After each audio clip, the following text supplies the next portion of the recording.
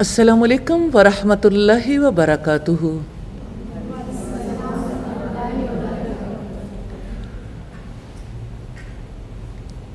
نحمدہ ونصلی علی رسولہ الکریم، اما بعد فاعوذ باللہ من الشیطان الرجیم، بسم اللہ الرحمن الرحیم۔ رب اشرح لی صدری ویسر لی امری واحلل عقدۃ من لسانی یفقہوا قولی۔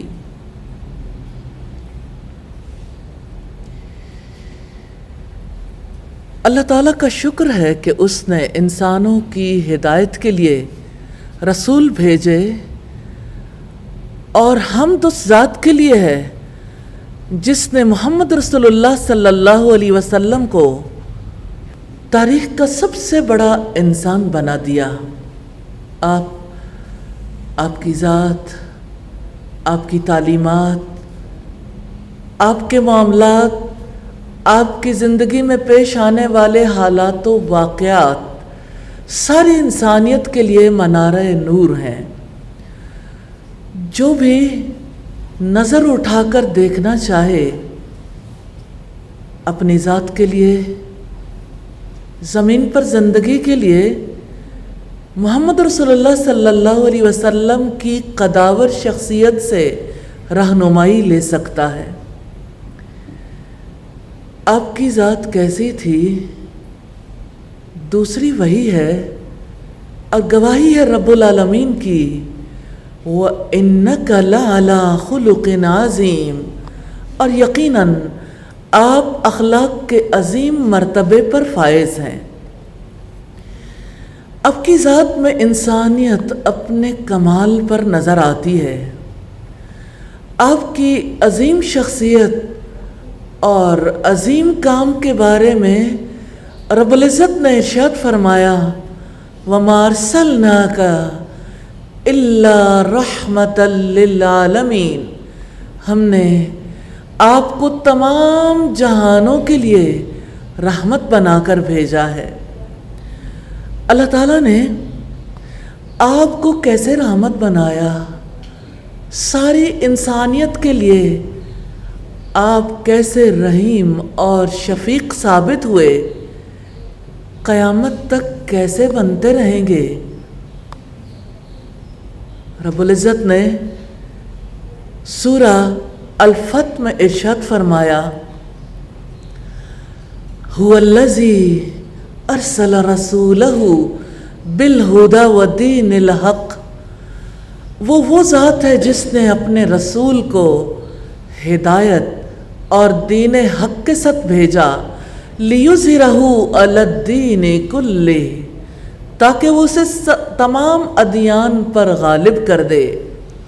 وَكَفَى بِاللَّهِ شَهِيدًا، اور اللہ تعالیٰ اس پر گواہ کافی ہیں۔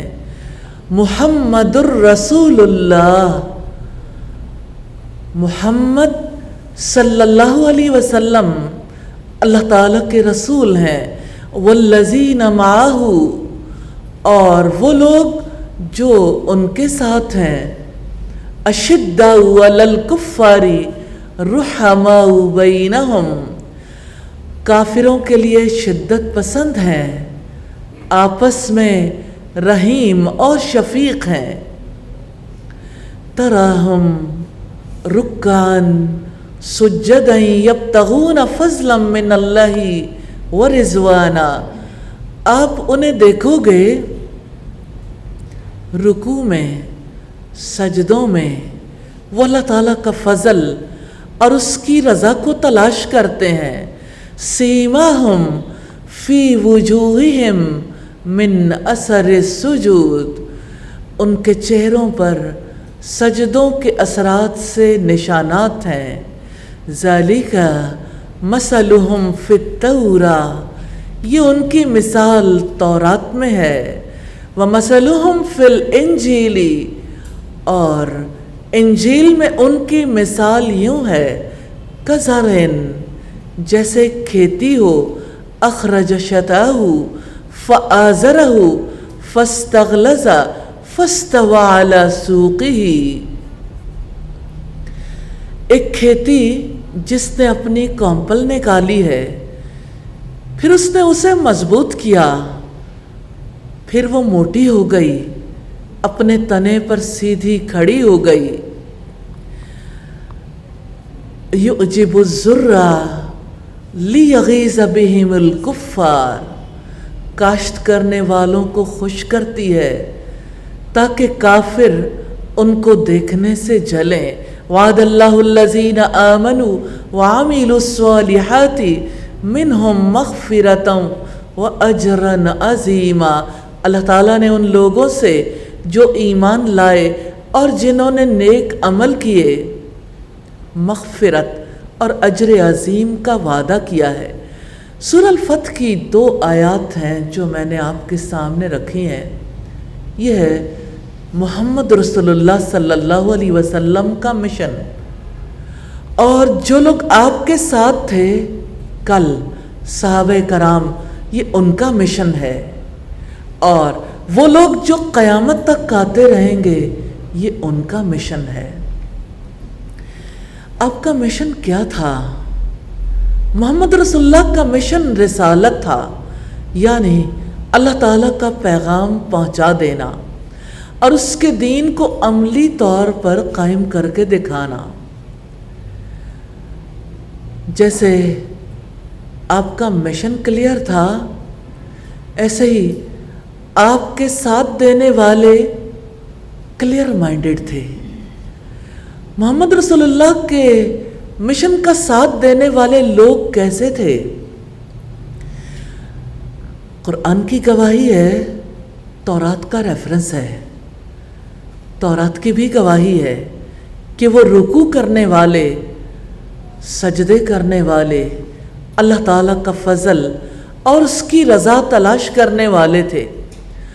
ان کے چہرے ان کے متواضع مزاج کے عکاس ہیں، اور انجیل میں ان کی نشانی یوں ہے، انجیل میں اس مشن کا ساتھ دینے والوں کا ریفرنس یوں آیا ہے کہ وہ ایک پروان چڑھتی ہوئی فصل ہے۔ یہ ان کی اجتماعی زندگی ہے اور ان کی 4 ڈیولپمنٹل سٹیجز ہیں۔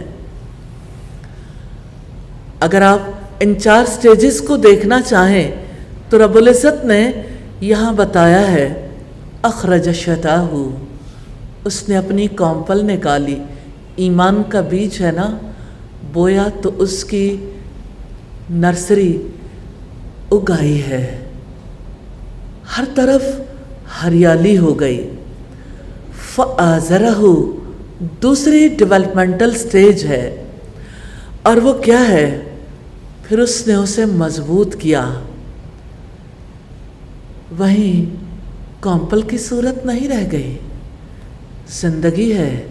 جیسے انفرادی زندگی ہے نا، انفرادی زندگی میں تبدیلی آتی ہے تو اجتماعی زندگی میں بھی تبدیلی آتی ہے، اور یہ تبدیلی کیسی ہے؟ سارا کھیت کے سارے پودے مضبوط ہو رہے ہیں۔ فآزرہ فاستغلظ، مضبوطی کے ساتھ ساتھ قوت بھی آ رہی ہے، پھر وہ موٹی ہو گئی، بڑھ رہی ہے، پھول رہی ہے، قوت آ رہی ہے اس تنظیم میں، اس جماعت میں۔ فاستوى على سوقه، پھر وہ اپنے تنے پر سیدھی کھڑی ہو گئی۔ کبھی پہلی سٹیج پر کوئی آرگنائزیشن سیدھی کھڑی نہیں ہوتی۔ تنظیمی زندگی کی یہی 4 سٹیجز ہیں۔ میں سادہ لفظوں میں کہوں تو اسلامی زندگی کی یہی 4 سٹیجز ہیں، اور اسلامی زندگی انفرادی زندگی نہیں ہے، اسلامی زندگی اجتماعی زندگی ہے۔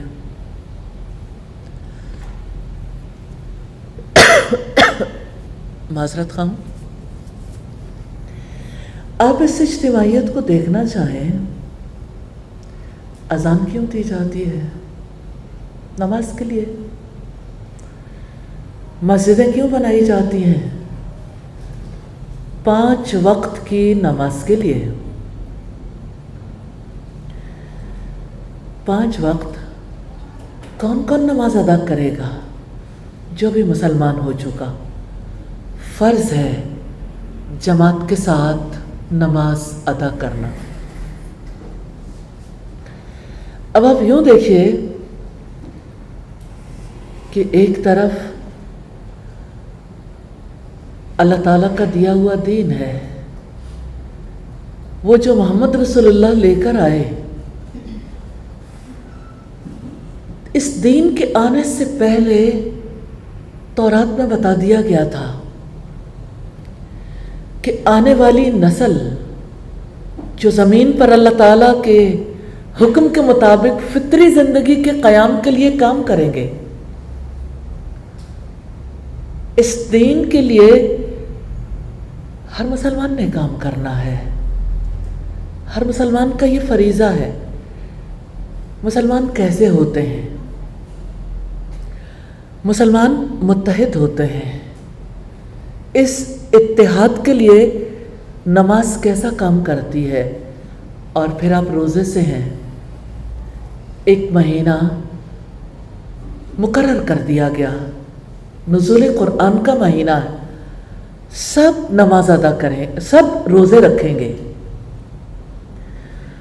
اور ایک وقت پہ اٹھنا، ایک وقت پہ کھانا کھانا، روزہ رکھ لینا، سحر ہے، ایک افطار ہے ایک وقت پہ، اپنے اپنے علاقے کے مطابق۔ سحر و افطار کا یہ سلسلہ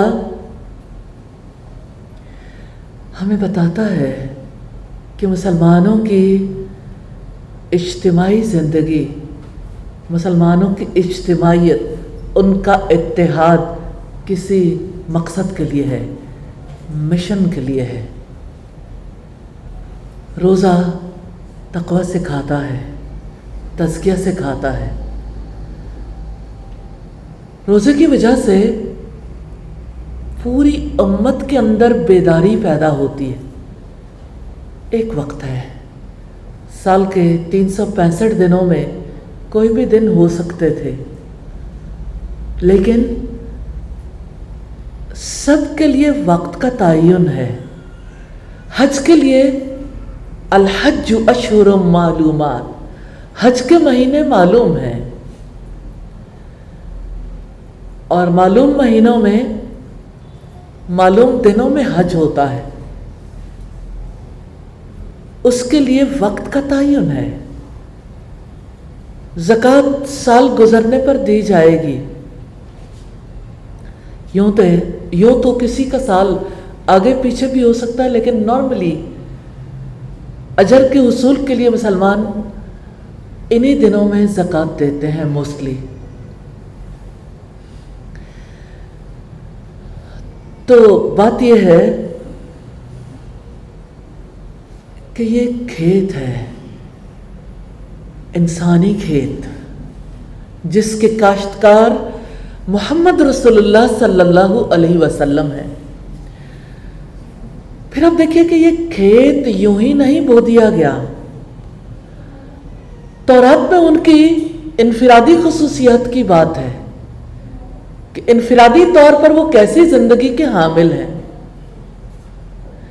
اور انجیل میں ان کی اجتماعی خصوصیات ہیں۔ یہ محمد رسول اللہ صلی اللہ علیہ وسلم کے مشن کا ساتھ دینے والے ہیں۔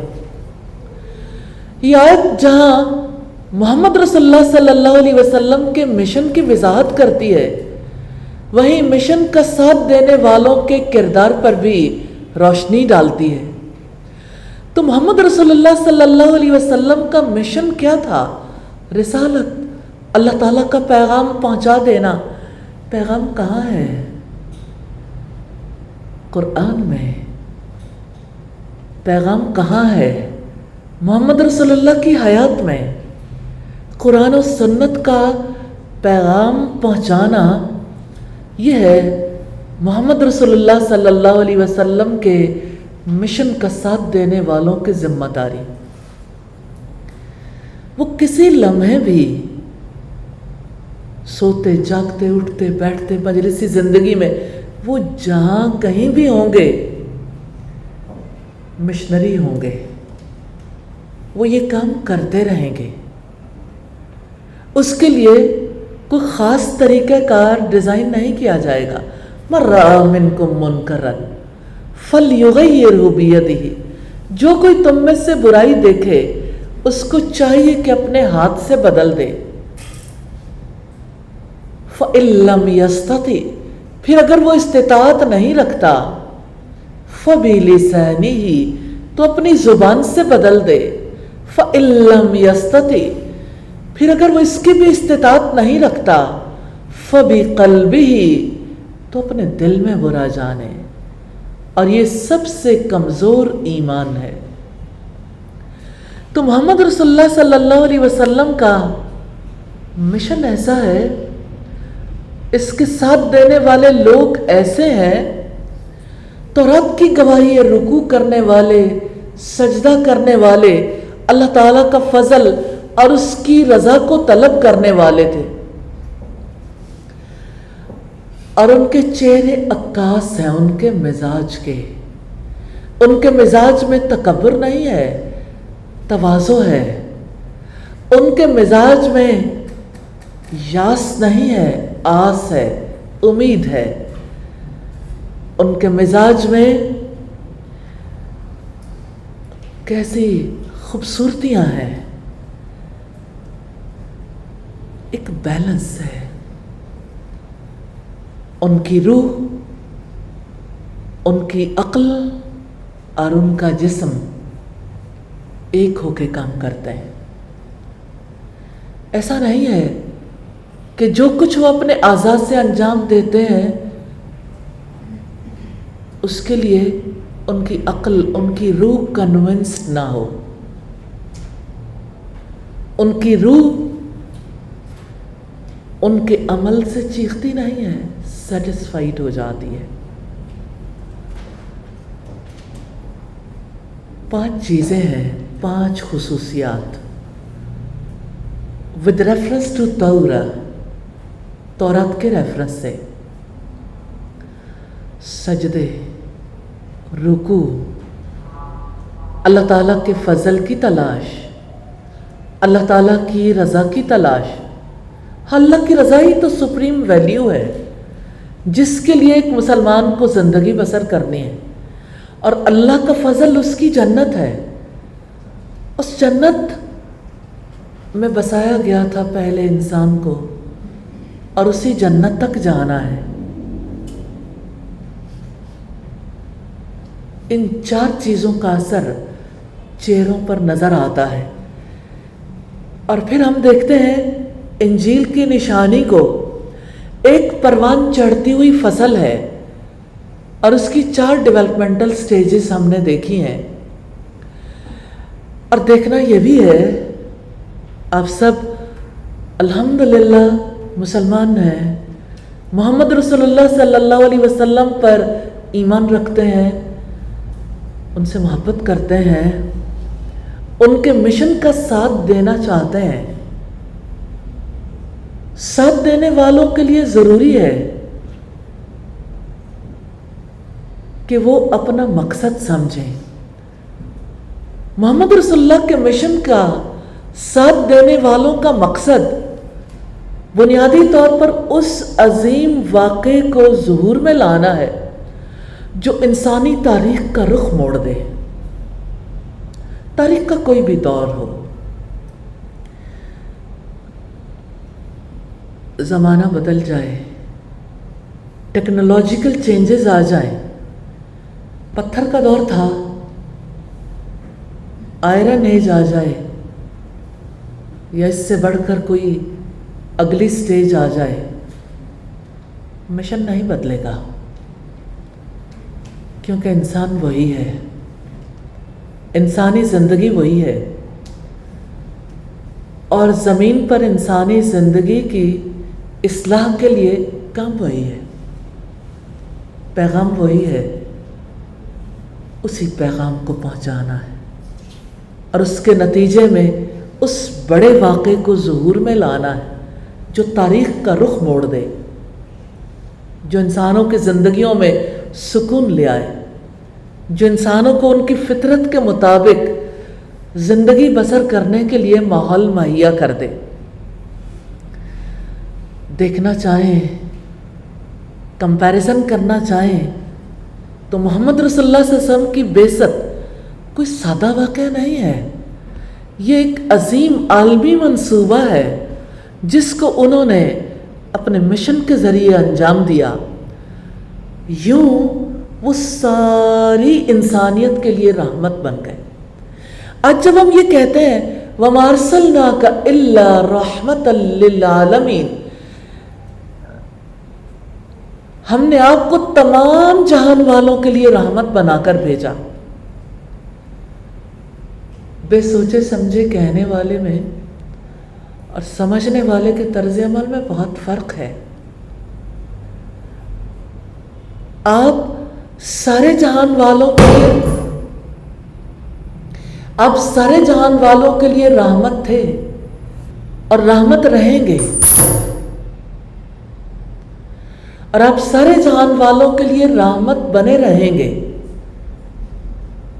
جب تک آپ کا مشن جاری ہے اور مشن کو لے کر چلنے والے اپنے مقصد کو سمجھیں گے اور اس مشن کو جاری رکھیں گے۔ تو سمجھنے کی ضرورت ہے اس مشن کو۔ محمد رسول اللہ صلی اللہ علیہ وسلم کا مشن بادشاہوں سے مختلف تھا۔ بادشاہ تو اپنی حکومت قائم کرنے کے لیے جنگ و جدال کا، ظلم و تشدد کا راستہ اختیار کرتے ہیں۔ محمد رسول اللہ صلی اللہ علیہ وسلم کا مقصد لوگوں سے جنگ کرنا، انہیں ہلاک کرنا نہیں تھا، بلکہ انہیں زندگی دینا تھا۔ عجیب بات ہے، ہمارے یہاں سیرت کو مغازی کے نام سے پہچانا جاتا ہے، اور جب سیرت پڑھی جاتی ہے تو غزوات پڑھے جاتے ہیں، اور غزوات کے پس منظر کو اور غزوات کے مقصد کو اس طرح سے نہیں سمجھا جاتا۔ انفارچونیٹ ہے یہ ریالٹی۔ ساری دنیا میں محمد رسول اللہ صلی اللہ علیہ وسلم کا کیا امیج دیا گیا؟ آپ کے کارٹون بنائے گئے، آپ صلی اللہ علیہ وسلم کو نعوذ باللہ دہشت گرد اور جنگجو کے طور پر دکھایا گیا۔ اللہ پاک نے آپ صلی اللہ علیہ وسلم کے بارے میں واضح فرمایا، رحمت ہے۔ مرسی ہی تو آپ کا مشن تھا، ساری انسانیت کو سمجھانا یہ ہم پر فرض ہے، اور یہ محمد رسول اللہ کا قرض بھی ہے۔ رب العزت نے فرمایا یا ایھا الذین آمنوا استجیبوا للہ وللرسول اذا دعاکم لما یحییکم۔ غور سے سنیے گا، غور کیجیے گا، توجہ کیجیے گا۔ سورہ انفال کی آیت نمبر 24 ہے، اے لوگوں جو ایمان لائے ہو، اللہ تعالیٰ اور رسول کی دعوت قبول کر لو جب رسول تمہیں اس کے لیے بلائے جو تمہیں زندگی بخشتی ہے۔ اللہ اکبر۔ رسول کس کے لیے بلاتا ہے؟ جن احکامات کے لیے بلاتا ہے، جس عقیدے کے لیے بلاتا ہے، اسی میں حیات ہے۔ کیا اللہ تعالیٰ پر ایمان انسان کی روح کو زندہ نہیں کرتا؟ آخرت پر ایمان کیا زندگی کا نقشہ نہیں بدل دیتا؟ تقدیر پر ایمان کیا برے سے برے دور میں مسلمانوں کو ثابت قدم نہیں رکھتا؟ بات ایمان کی ہو، عبادت کی ہو، اخلاق کی ہو، معاملات کی ہو، انفرادی زندگی کی ہو، اجتماعی زندگی کی ہو،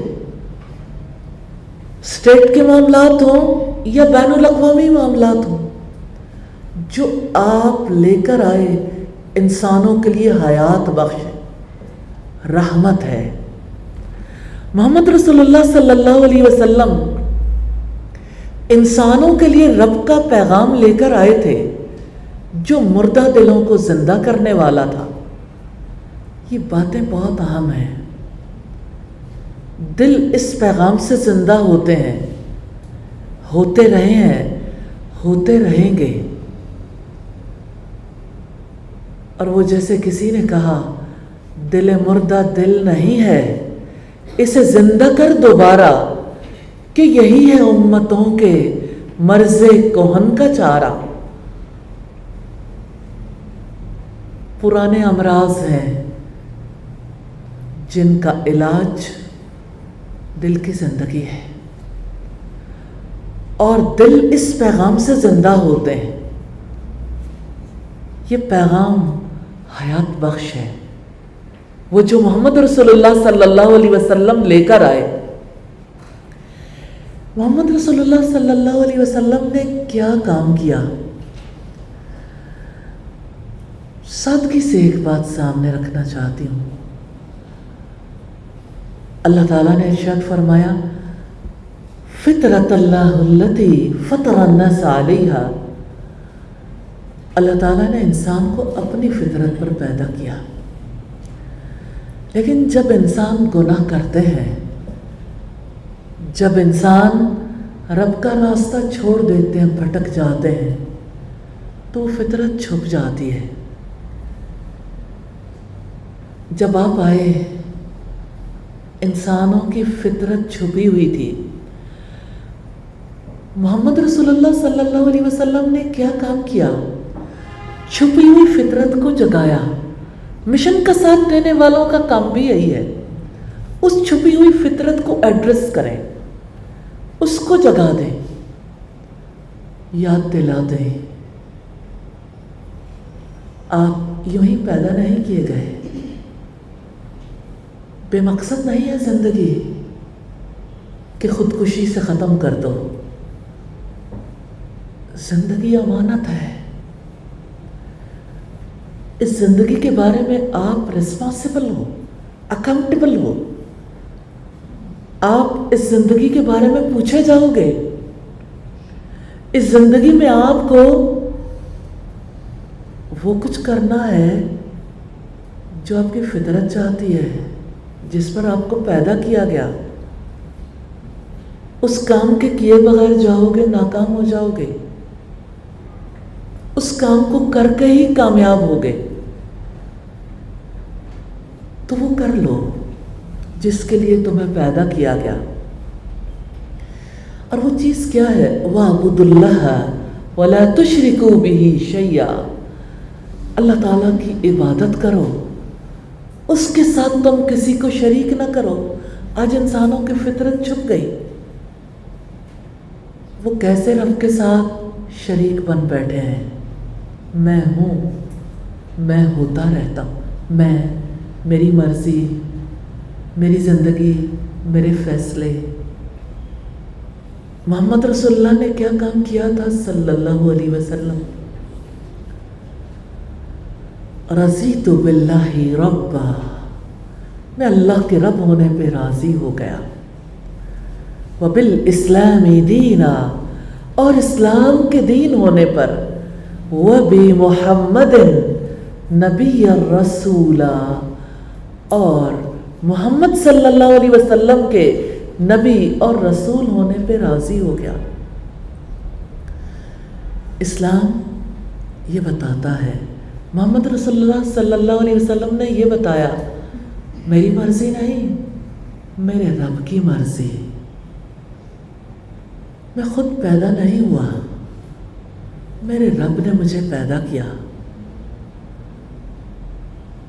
جس نے تخلیق کیا، اسی خالق کی مرضی مجھ پر چلے گی۔ آج انسان اس کو سمجھ نہیں پا رہے، مشکل میں ان کی فطرت چھپی ہوئی ہے، اس کو بیدار کرنا مشن کا ساتھ دینے والوں کی ذمہ داری ہے۔ محمد رسول اللہ صلی اللہ علیہ وسلم نے لوگوں کو اللہ تعالیٰ کے عذاب کی ہولناکیوں کا خوف دلایا تھا۔ سوال یہ پیدا ہوتا ہے کیوں؟ یہ خوف ان کی ضرورت ہے تاکہ وہ بچ جائیں، تاکہ وہ کامیاب ہو جائیں، تاکہ وہ ناکامی سے بچ جائیں۔ محمد رسول اللہ صلی اللہ علیہ وسلم نے لوگوں کے دلوں میں رب کی معرفت کے، رب کی محبت کے بیج بوئے تھے، انہیں رب والا بننے کے لیے تیار کیا تھا۔ اللہ اکبر، کتنی بڑی بات ہے۔ ایک انسان اپنا ہی بن کے رہتا ہے، خود غرض انسان جس کو اپنی غرض کا پتہ ہے، خود پسند انسان جو اپنی پسند سے جینا چاہتا ہے، خود پرست انسان جو اپنی ذات سے محبت کرتا ہے، اس کے اندر سے کھوج کے اللہ تعالیٰ کی محبت کو بیدار کیا محمد رسول اللہ صلی اللہ علیہ وسلم نے، تاکہ اللہ تعالیٰ کی ذات سے محبت کی وجہ سے ان کی زندگی اخلاق حسنہ کے پھولوں سے مہک اٹھے۔ انسان خود پسند ہوتا ہے تو اس کے اخلاق بھی اپنی ذاتی پسند کے مطابق ہوتے ہیں۔ وہ اپنی عادتوں کو کبھی بدلنا نہیں چاہتا، وہ عادتوں کا اسیر ہوتا ہے۔ جو رب کا غلام بنتا ہے نا، وہ رب کی پسند کے مطابق عادتیں بھی بدل دیتا۔ محمد رسول اللہ صلی اللہ علیہ وسلم یہ چاہتے تھے کہ جب انسان جی اٹھیں، جب انہیں اٹھایا جائے تو ان کے چہرے نعمتوں کی تازگی سے جگمگا اٹھے۔ جانتے ہیں یہ نعمتوں کی تازگی کیا ہے؟ اعلیٰ اخلاق، عمدہ صفات، نظرۃ النعیم، نعمتوں کی تازگی۔ کتنی بڑی بلیسنگ ہے انسان کا خلق، اخلاق حسنہ۔ اب صلی اللہ علیہ وسلم کا مشن اتنا بڑا ہے، سادہ ہے۔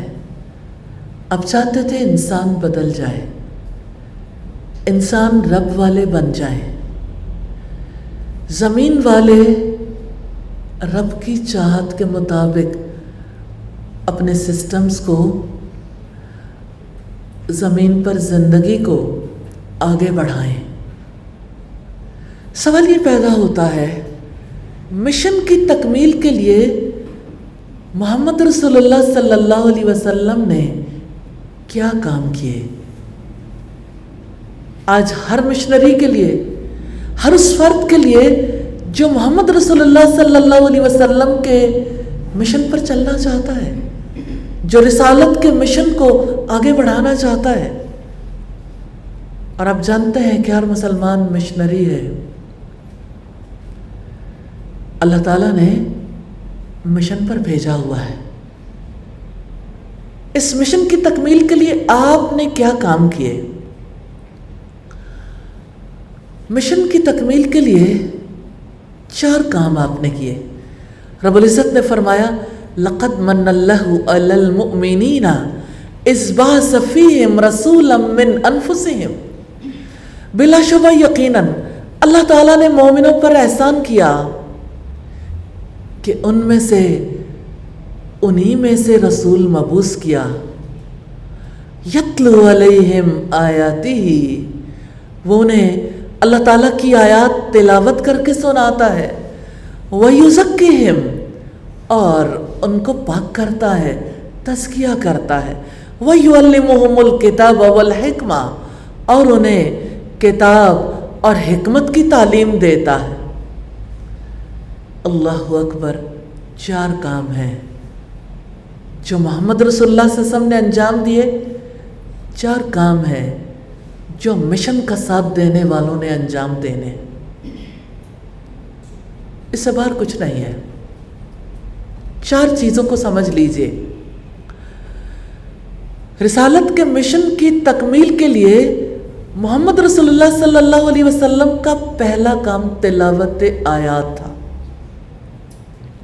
یعنی ساری انسانیت کو اللہ تعالیٰ کا پیغام سنانا۔ کیسے سنائیں گے؟ آپ نے تو صفا پہاڑی پر بھی سنایا تھا، طائف میں بھی، حج کے میلوں میں بھی، صبح بھی شام بھی، جب وہی نازل ہوتی تھی آپ اس پیغام کو سناتے تھے، اور آپ نے کمی نہیں کی۔ آج کی صفا پہاڑی کون سی ہے جہاں اللہ تعالیٰ کا پیغام پہنچانا ممکن ہے؟ آج کا سوشل میڈیا، جہاں ہر کوئی اپنی اپنی ذات کا جھنڈا لے کے کھڑا ہے، اپنا پیغام پہنچاتا ہے۔ میں نے کیا کھایا، میں کہاں گیا، میں اس وقت کہاں ہوں، میں کیا سوچ رہا ہوں، میری فیلنگز کیا ہے، میری فیملی کیا کر رہی ہے، میں کن لوگوں کے درمیان ہوں، میری کیا اچیومنٹس ہیں، اور میری زندگی میں کیا ہو رہا ہے، کیا ہونے جا رہا ہے۔ محمد رسول اللہ صلی اللہ علیہ وسلم کے مشن کا ساتھ دینے والوں کی ذمہ داری ہے ساری انسانیت کو اللہ تعالیٰ کا پیغام سنا دیں۔ کیسے سنائیں گے، کیسے پہنچائیں گے؟ جب آپ اپنے آپ کو رسپانسبل سمجھیں گے، جب آپ اس ذمہ داری کو قبول کریں گے، تو جس کے اندر جتنی بھڑک لگے گی تو یاد رکھیے گا where there is will there is a way۔ جہاں ارادہ ہوتا ہے نا، وہاں راستہ بھی ہوتا ہے۔ آپ ارادہ کریں گے، دعا کریں گے، اللہ تعالیٰ توفیق دے گا۔ میں سوچتی ہوں نزول قرآن کے مہینے میں اس مشن کے لیے آپ جہاں بھی ہوں، جن لوگوں تک پیغام پہنچانا چاہیں، ایک چھوٹا سا ٹاسک ہے۔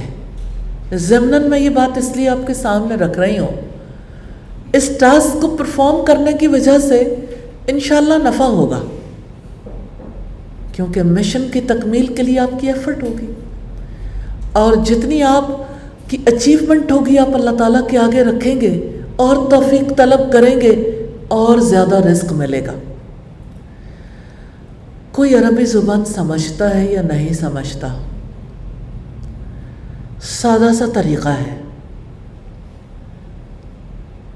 اپنے موبائل سے 30 سیکنڈز کے لیے کسی ساتھ والے کو، کسی راہ چلتے کو، کسی گھر والے کو، باہر والے کو قرآن کی تلاوت سنا کر اس کے ایکسپریشن لیں۔ آپ کے دل کو یقین آئے گا، زبان اجنبی بھی ہے، اندر کا ریسیور ویوز کو ریسیو کرتا ہے، اثر ہوتا ہے، لوگوں کے دل کھنچتے ہیں، اور الحمدللہ نزول قرآن کے مہینے میں کتنے لوگ ہیں جو دورہ قرآن کرتے ہیں، کرواتے ہیں۔ یہ بھی ایک ٹول ہے، یہ بھی ایک طریقہ کار ہے، لیکن یہ طریقہ کار صرف رمضان کے مہینے تک محدود نہیں رہنا چاہیے، مسلسل مستقل جاری رہنا چاہیے۔ جب تک آپ کی سانسیں ہیں آپ سے پیغام پہنچتا رہنا چاہیے۔ You are responsible and you are accountable۔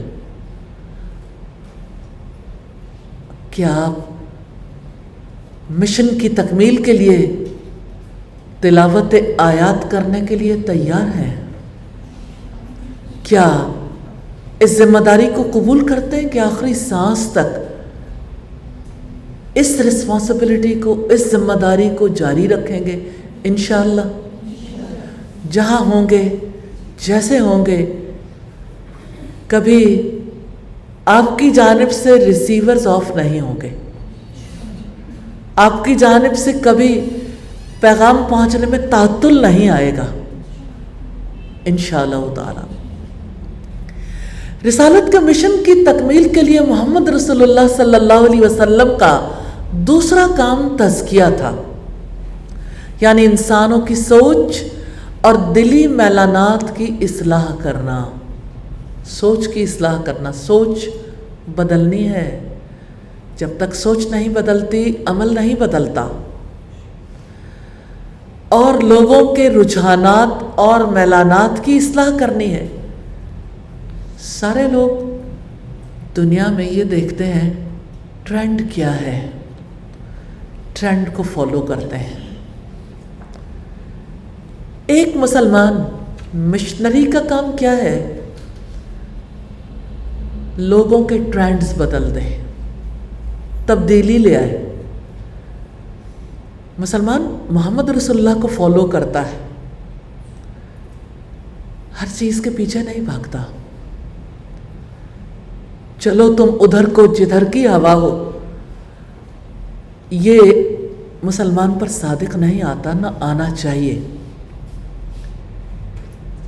اور آپ دیکھیں کہ دنیا ساری ٹرینڈز کے پیچھے بھاگتی ہے، لباس میں، مجلسوں میں، گفتگو میں، کھانے پینے، بزنس کرنے میں، سیاست میں، معاشرت میں، ہر معاملے میں۔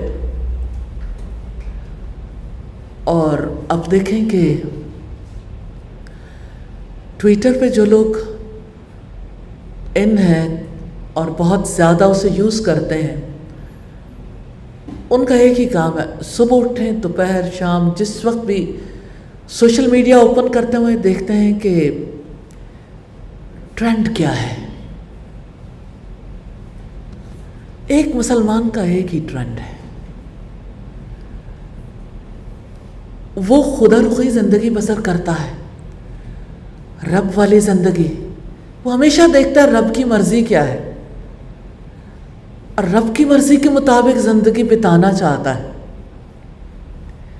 تو محمد رسول اللہ صلی اللہ علیہ وسلم کے مشن کا دوسرا بڑا کام تھا تزکیہ۔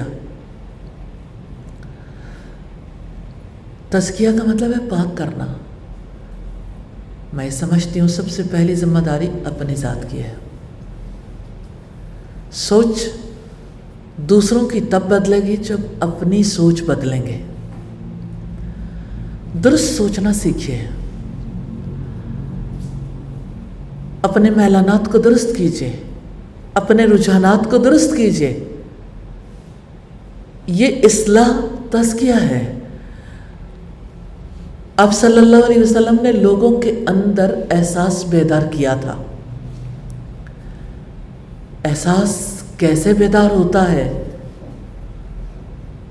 جب انسان خود احساس کرنے والا بنتا۔ جو خود بے حس ہے وہ احساس بیدار نہیں کر پاتا۔ اب صلی اللہ علیہ وسلم نے لوگوں کے کردار کی تعمیر کے لیے کوشش کی۔ یہ کوشش تزکیہ ہے، کیریکٹر بلڈنگ، تاکہ وہ یکسوئی اور اطمینان کے ساتھ اللہ تعالیٰ کے راستے پر چل سکیں۔ مسلمان یونی ڈائریکشنل ہوتا ہے، جیسے ابراہیم علیہ السلام تھے، جیسے محمد رسول اللہ صلی اللہ علیہ وسلم تھے۔ مسلمان ہر چیز سے امپریس نہیں ہوتا، جو امپریس ہوتا ہے وہ انڈر پریشر آ جاتا ہے۔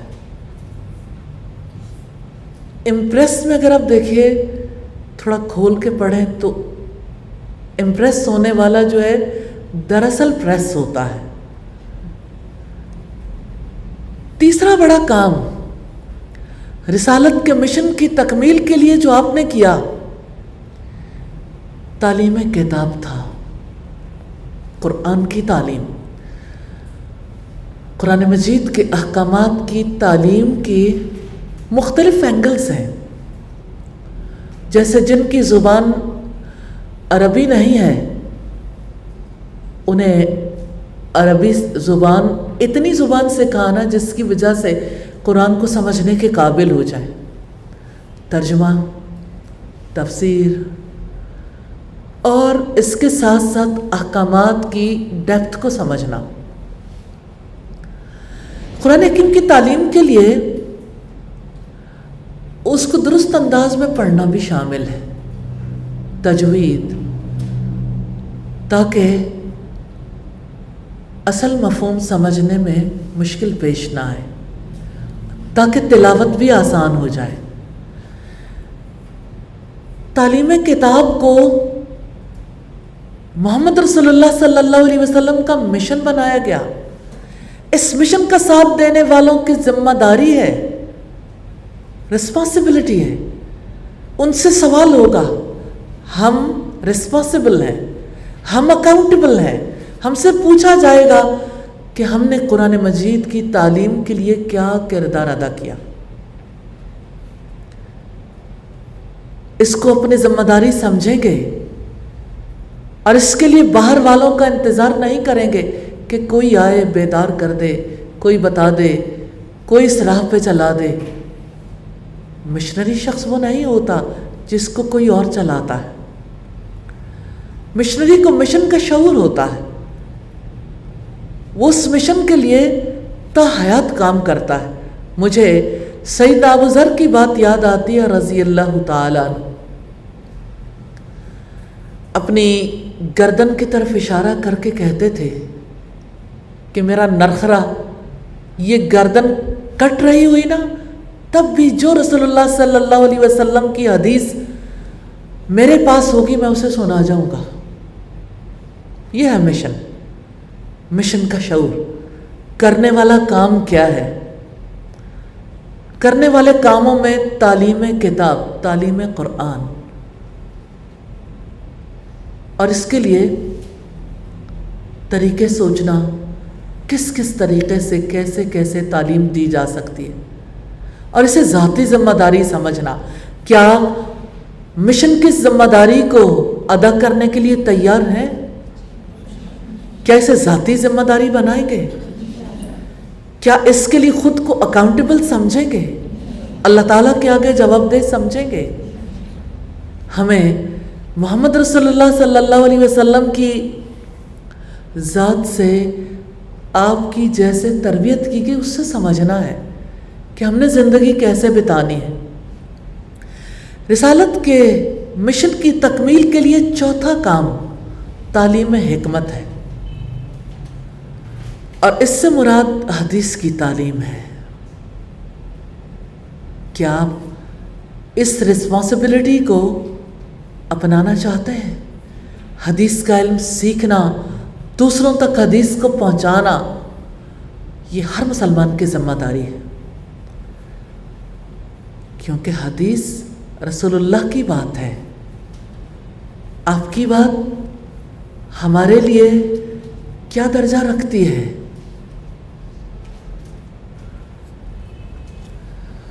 جس نے اللہ تعالیٰ کی اطاعت کی اور رسول کی اطاعت کی وہی کامیاب ہوا. اطاعت کیسے ہوگی؟ جب بات مانیں گے، اور مانیں گے کیسے؟ جب جانیں گے. تو اس کا علم حاصل کرنا، اس کی تعلیم دینا ہمارا فرض ہے. ہمیں اپنے مسلمان ہونے کا جائزہ لینا چاہیے.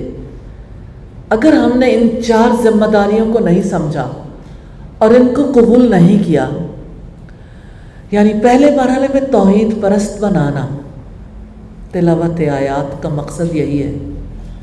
دوسرے مرحلے میں عبادت کی روح کو بیدار کرنا تزکیہ سے. تیسرے مرحلے میں عبادت اور معیشت اور معاشرت کے احکامات کی تعلیم دینا. اور چوتھے مرحلے میں دین کے عملی پہلو کی تعلیم دینا، وہ عمل جو محمد رسول اللہ صلی اللہ علیہ وسلم نے کر کے دکھایا. یہ 4 کام ہر مسلمان کی ذمہ داری ہے. کم یا زیادہ، حصہ اپنا اپنا ہے۔ ان کاموں کو کرنے والا کامیاب ہے، نہ کرنے والا ناکام ہے۔ لوٹ کر ایک بار پھر چلتے ہیں محمد رسول اللہ صلی اللہ علیہ وسلم کی جانب۔ آپ اللہ تعالیٰ کی طرف بلانے والے تھے۔ محمد رسول اللہ صلی اللہ علیہ وسلم کا مشن دعوت اللہ تھا۔ آپ ہر موڑ پہ گفتگو میں، مجلسوں میں، انفارملی فارملی، آپ ہر بات کا رخ، ہر معاملے کا رخ اللہ تعالیٰ کی طرف موڑ دیتے تھے۔ کیا مسلمان کی زندگی ایسی نہیں ہے؟ ہمیں محمد رسول اللہ صلی اللہ علیہ وسلم نے نہیں سکھایا بسم اللہ، اللہ کے نام سے ہر کام کے شروع کرتے وقت الحمدللہ، کام کی تکمیل پر اللہ کا شکر ادا کرنا، انا للہ، مصیبت پڑنے پر، کھو دینے پر انشاءاللہ کام کو شروع کرتے ہوئے ماشاءاللہ، سبحان اللہ، حسبی اللہ، اللہ اورینٹڈ لائف ہے۔ صرف اپنی ذات کے لیے نہیں، دوسروں کے لیے بھی، دوسروں کو بھی اسی ڈھب پر لانا ہے۔ اور یہ محض چند ریسپانسز ہیں۔ مسلمان کی پوری حیات اللہ تعالیٰ کے گرد گھومتی ہے۔ جیسے بیت اللہ جائیں تو سب طواف کرتے ہیں اللہ کے گھر کا، ایسے ہی سوچ ہر وقت اللہ تعالیٰ کے گرد گھومے، تب یہ زندگی فطرت پر گزرتی ہے۔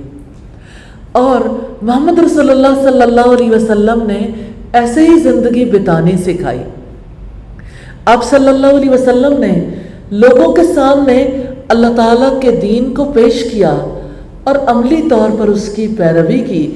اسی لیے رب العزت نے فرمایا لَقَدْ كَانَ لَكُمْ فِي رَسُولِ اللَّهِ أُسْوَةٌ حَسَنَةٌ لِمَنْ كَانَ يَرْجُو اللَّهَ وَالْيَوْمَ الْآخِرَ وَذَكَرَ اللَّهَ كَثِيرًا۔ بلا شبہ یقیناً تمہارے لیے اللہ تعالیٰ کے رسول میں ہمیشہ سے بہترین نمونہ ہے، ہر اس شخص کے لیے جو اللہ تعالیٰ اور آخرت کے دن کی امید رکھتا ہو اور اللہ تعالیٰ کو کثرت سے یاد کرتا ہو۔ تو محمد رسول اللہ صلی اللہ علیہ وسلم نے اپنی عملی زندگی میں بہترین انسانی اقدار کو اپنایا اور ساری انسانیت کے لیے نمونہ بن گئے۔ محمد رسول اللہ صلی اللہ علیہ وسلم کا قول حدیث اور عمل سنت ٹھہرا، اگرچہ کہ ایک فقرہ ہے لیکن بہت بڑی کنفیوژن کو دور کرنے والا۔ لوگ ساری زندگی یہی سوال کرتے رہ جاتے ہیں حدیث اور سنت میں فرق کیا ہے؟ آپ کا قول حدیث ہے اور آپ کا عمل سنت ہے۔ حدیث اور سنت آپ صلی اللہ علیہ وسلم کی حیات ہے، زندگی ہے، جو ساری انسانیت کے لیے رول ماڈل ہے۔ یہی سیرت النبی ہے جس کی قسم رب العزت نے کھائی ہے، لَأَمْرُكَ، تیری عمر کی قسم۔ سورہ الحجر کی آیت نمبر 72 میں فرمایا تو اس مقدس عمر کے پرت کھولیں تو دو بڑے حصے ملتے ہیں، ایک نبوت سے پہلے کی زندگی اور دوسرے نبوت کے بعد کی زندگی، جو مکی اور مدنی دو حصوں میں منقسم ہے۔ نبوت سے پہلے کی زندگی کا آغاز بچپن سے ہوتا ہے۔ محمد صلی اللہ علیہ وسلم کے بچپن کو دیکھیں، ننھے حضور، آپ کا بچپن کیسا تھا؟ بچپن سے نہایت تندرست اور طاقتور تھے، جو آپ کو دیکھتا پکار اٹھتا اس لڑکے کا مستقبل شاندار ہے۔ داؤد بن حسین کا بیان ہے، عرب یہ کہتے سنے جاتے تھے محمد بن عبداللہ اس شان سے جوان ہوئے کہ آپ اپنی قوم میں سب سے زیادہ بااخلاق، ہمسایوں کی خبرگیری کرنے والے، حلیم اور بردبار، صادق اور امین، جھگڑے سے دور رہنے والے، فوش گوئی سے بچنے والے تھے۔ اس وجہ سے آپ کی قوم نے آپ کا نام الامین رکھا تھا۔ خصائص کبریٰ میں آپ دیکھ سکتے ہیں، والیوم 1 ہے، پیج 91، لیکن میں خاص طور پر مشن کا ساتھ دینے والوں سے کہنا چاہتی ہوں، یہ ہیں وہ چیزیں جن پر محنت کرنے کی ضرورت ہے۔ اخلاق، ہمسایوں کی خبر گیری، سوشل ڈسٹینسنگ کے دور میں بھی حلم، بردباری، صداقت اور امانت، جھگڑے سے دور رہنا، فحش گوئی سے بچنا۔ اگر آپ دیکھنا چاہیں رسول اللہ صلی اللہ علیہ وسلم کے کردار کو، صادق اور امین، نبوت سے قبل آپ ان ناموں سے پہچانے جاتے تھے۔ یہ ہے آپ کا کردار جس کے بارے میں رب العزت نے گواہی دی، وَإِنَّكَ لَعَلَىٰ خُلُقٍ عَظِيمٍ، اور بے شک آپ اخلاق کے عظیم مرتبے پر فائز ہیں۔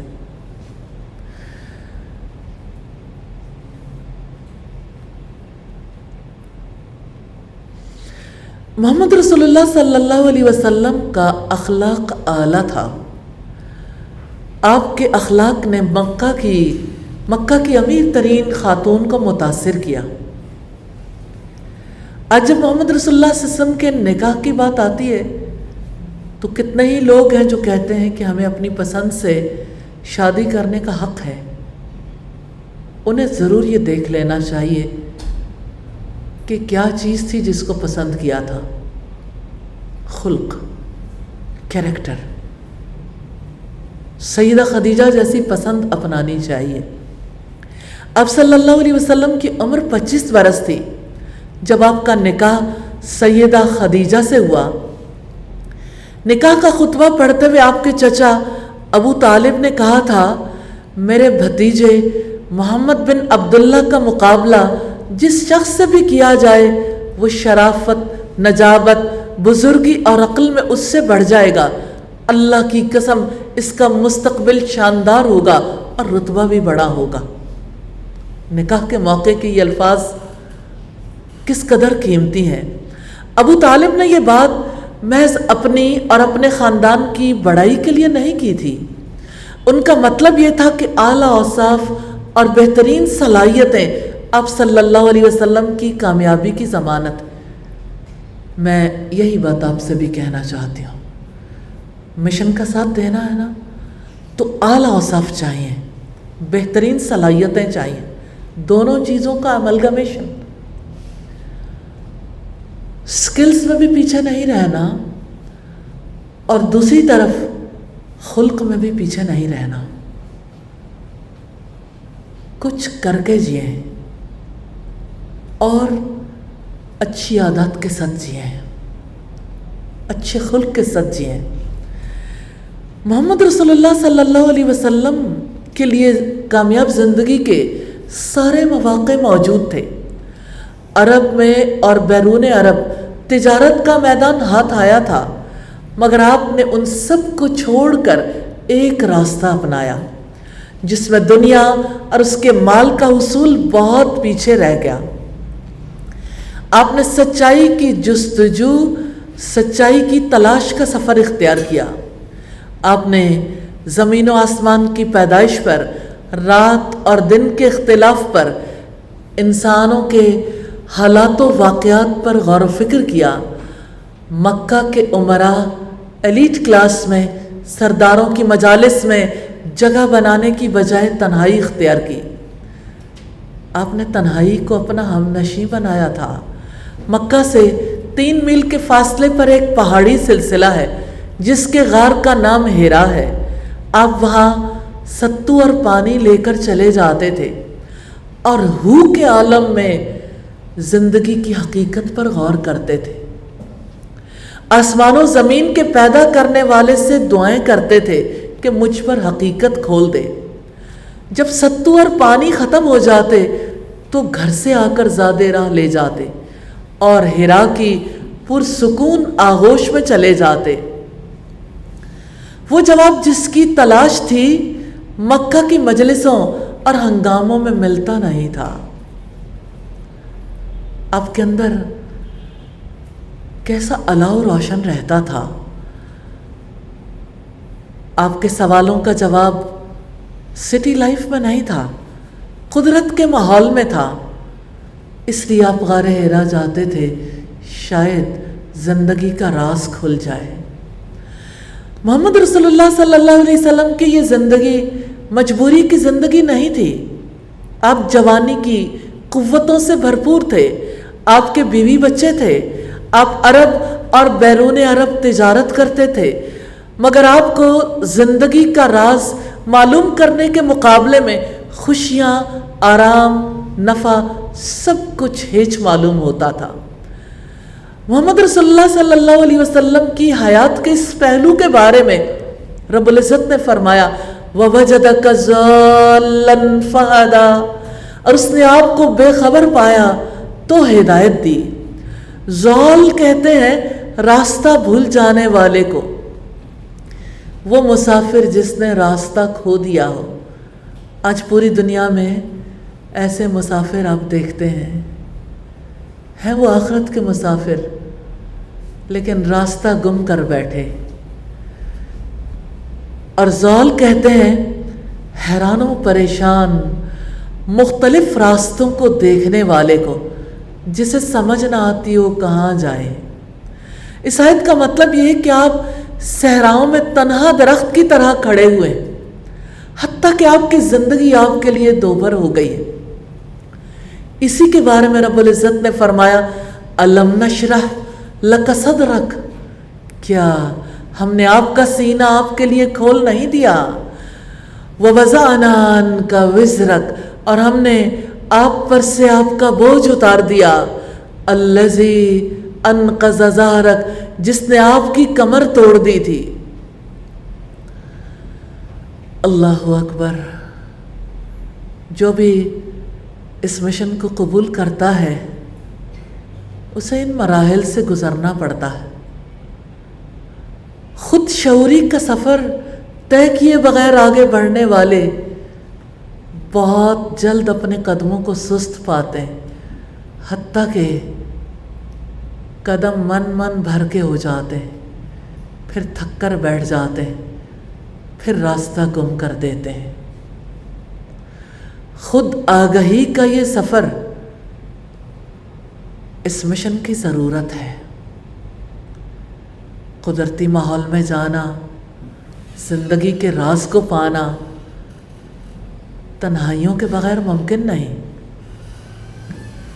ہمیشہ مجلسیں انسان کو سب کچھ نہیں دے سکتے، تنہائی کی بہت ضرورت ہے، غور و فکر کی ضرورت ہے، دل کی عبادت ٹھہرایا گیا اسی وجہ سے غور و فکر کو۔ کبھی کبھی آپ ایکسپیرینس کرتے ہوں گے کہ آپ کسی سے بات کرنا چاہتے ہیں اور آپ کی کال کنیکٹ نہیں ہوتی۔ کام ضروری ہے، بات ضروری ہے، آپ بے قرار ہو جاتے ہیں، جانے کیا بات ہے۔ اور اب سوچئے کہ محمد رسول اللہ کی حیات کے کتنے برس ایسے گزرے تھے کہ آپ کا رابطہ رب العالمین سے نہیں ہوتا تھا، پھر یوں ہوا کہ بے قرار روح کا رابطہ رب کائنات سے ہو گیا۔ یہ کیسا نقطہ، کیسا موڑ ہے۔ محمد رسول اللہ صلی اللہ علیہ وسلم کے لیے ہدایت، نور اور رحمت کے دروازے کھول دیے گئے۔ آپ صلی اللہ علیہ وسلم غار حرا میں تنہا بیٹھے ہوئے تھے، اللہ تعالیٰ کا فرشتہ جبریل علیہ السلام آپ کے سامنے انسانی صورت میں آ گیا اور محمد رسول اللہ صلی اللہ علیہ وسلم نے زندگی کا راز پا لیا۔ آپ صلی اللہ علیہ وسلم پر اللہ تعالیٰ کا کلام نازل ہونے لگا۔ آپ کو کتنا بڑا مقام ملا تھا۔ جہانوں کے بادشاہ نے آپ صلی اللہ علیہ وسلم کو اپنی نمائندگی کے لیے منتخب کر لیا، آپ کو ہدایت ملی، آپ کو جہان والوں کے لیے ہادی اور رہنما بنا دیا گیا، اور محمد رسول اللہ صلی اللہ علیہ وسلم نبی بنا دیے گئے۔ نبوت اس زمین پر رہنے والوں کے لیے سب سے بڑا منصب ہے۔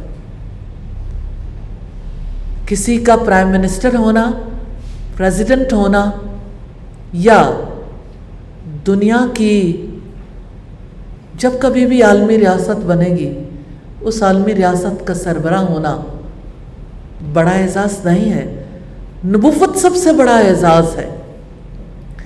آپ کی نبوت کی مدت 23 سالوں پر پھیلی ہوئی ہے۔ اس مدت میں آپ صلی اللہ علیہ وسلم پر پورا قرآن اتار دیا گیا۔ محمد رسول اللہ صلی اللہ علیہ وسلم کی زندگی کا 40واں سال تھا جب اللہ تعالیٰ کی جانب سے آپ کے لیے سب سے بڑی حقیقت کو ظاہر کر دیا گیا۔ اس کائنات کی حقیقت، اس کے بنانے والے کی حقیقت، انسان کی حقیقت، زندگی کی حقیقت کو کھول دیا گیا۔ جانتے ہیں کیسے؟ آپ کو کیا جواب ملے تھے؟ کہاں سے آتی ہے یہ زندگی اور کون دیتا ہے یہ زندگی؟ کیوں دی جاتی ہے یہ زندگی اور کیا مقصد ہے انسان کی زندگی کا؟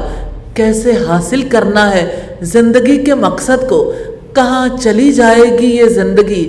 کیا ختم ہو جائے گی یہ زندگی یا یہ ہے شام زندگی؟ محمد رسول اللہ صلی اللہ علیہ وسلم کو حقیقت کا علم وحی کے ذریعے دیا گیا۔ وحی سے یہ علم ملا کہ انسان زمین پر عظیم بادشاہ کائنات کی زد میں ہے۔ وحی کے علم سے محمد رسول اللہ صلی اللہ علیہ وسلم نے جانا کہ رب کا نام بڑا، اس کا ہر کام بڑا، اور انسان عاجز اور بے بس مخلوق ہے۔ وحی کے علم سے جہاں اللہ تعالیٰ کے ہونے کا ثبوت ملا، وہیں اپنی ذات کے بارے میں اس حقیقت کا علم بھی ملا کہ اپنے خالق کے مقابلے میں انسان کی کچھ حقیقت نہیں ہے۔ کہاں وہ جہانوں کا بادشاہ اور کہاں انسان؟ کل نہیں تھا، آج ہے، کل نہیں رہے گا، پھر وہ چاہے گا تو دوبارہ زندگی دے گا۔ وحی کے ذریعے سے یہ علم ملا کہ انسان نے اس دنیا میں اپنی ذمہ داریاں ادا کرنی ہیں۔ We are responsible۔ اس کائنات میں انسان کا کوئی حق نہیں ہے۔ Can you imagine؟ ہمارا کائنات میں کوئی حق نہیں ہے، پھر یہ کائنات کیا ہے؟ یہ سب کچھ ارد گرد پھیلا ہوا ہے، یہ کس کا ہے؟ جو ہے وہ مالک کائنات کا ہے۔ یہ ریالٹی ہے۔ انسان اسے ماننے کے لیے تیار نہیں ہوتا۔ وہ چاہتا ہے کچھ میری بھی ملکیت میں ہو۔ ملکیت اسے سکون دیتی ہے۔ ملکیت سے وہ اپنے آپ کو جمع ہوا محسوس کرتا ہے، اسے لگتا ہے میرے پاؤں تلے زمین ہے۔ اور جو یہ جان لیتا ہے جو ہے وہ مالک کائنات کا ہے، تو وہ خود نہیں، وہ رب کائنات کو سب سے بڑا مان لیتا اور اپنے آپ کو اس کے آگے ڈال دیتا، بے بس اور مجبور جان کے۔ تو وحی کے علم سے ہمیں پتہ چلا کہ جو ملا ہے وہ اس کی عطا ہے، اس کی رحمت ہے، اس کی مہربانی ہے۔ رسول اللہ صلی اللہ علیہ وسلم کی نماز میں دیکھیے، آپ صلی اللہ علیہ وسلم کی تسبیحات اذکار میں دیکھیے اسی ریالٹی کو۔ اللہم لا مانع لما آتیت، اللہ کوئی روکنے والا نہیں جسے تو عطا کر دے، ولا معطی لما منعت، اور کوئی عطا کرنے والا نہیں جس سے تو روک دے، ولا ينفع ذا الجد منک الجد۔ اللہ اکبر، اللہ اکبر۔ یہی اس کائنات کی سب سے بڑی ریالٹی ہے۔ اللہ تعالیٰ سب سے بڑا ہے، اللہ تعالیٰ مالک ہے، وہ رازق ہے، اللہ تعالیٰ ہدایت دینے والا، اللہ تعالیٰ کی مرضی سب سے بڑی چیز ہے، یہی سب سے بڑی حقیقت ہے۔ تو دیکھیے زندگی کیسے بدلتی ہے۔ اب بھی تو زندگی بدلنا چاہتے ہیں۔ محمد رسول اللہ صلی اللہ علیہ وسلم کے لیے زندگی کے معنی بدل گئے، وہی کہ علم حقیقت سمجھا دی تو محمد رسول اللہ صلی اللہ علیہ وسلم کے لیے زندگی مختلف ہو گئی۔ آپ غور کیجئے، آپ کی زندگی نبوت سے پہلے بھی صداقت، امانت، حیا، عدل، ایفائے عہد، صلہ رحمی جیسی خصوصیات کی حامل تھی۔ اعلیٰ اخلاق پر تو تھے آپ، لیکن زندگی کے معنی بدل گئے۔ وحی کے بغیر، اس قرآن کے علم کے بغیر، سنت کے علم کے بغیر زندگی کے معنی نہیں بدلتے۔ کتنی بار آپ نے تنہائیوں میں اور کبھی اپنے خالی پن میں یہ محسوس کیا ہوگا، زندگی کیا ہے؟ اس زندگی میں جو ملا کیوں ملا؟ بھاگتی دوڑتی زندگی میں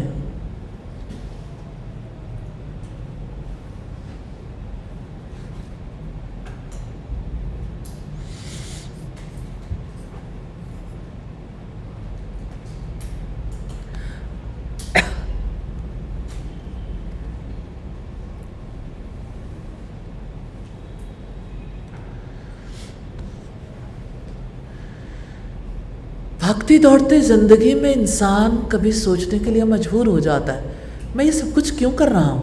کس کے لیے کر رہا ہوں؟ اس کا کیا فائدہ ہے؟ محمد رسول اللہ صلی اللہ علیہ وسلم نے زندگی کا راز پا لیا تھا۔ زندگی اسی سے ہے، زندگی اسی کی ہے۔ اتنی سادہ سی بات ہے۔ انسان زندگی اس کے نام لگانا نہیں چاہتا، جبکہ اصل حقیقت یہی ہے، زندگی اسی کے نام لگانی ہے۔ آپ صلی اللہ علیہ وسلم طبعی تقاضوں کے مطابق اعلیٰ اخلاق پر تھے۔ نبوت کے بعد جب آپ نے حق کو پہچان لیا تو آپ کا اخلاق شعوری ارادے کے مطابق تشکیل پانے لگا۔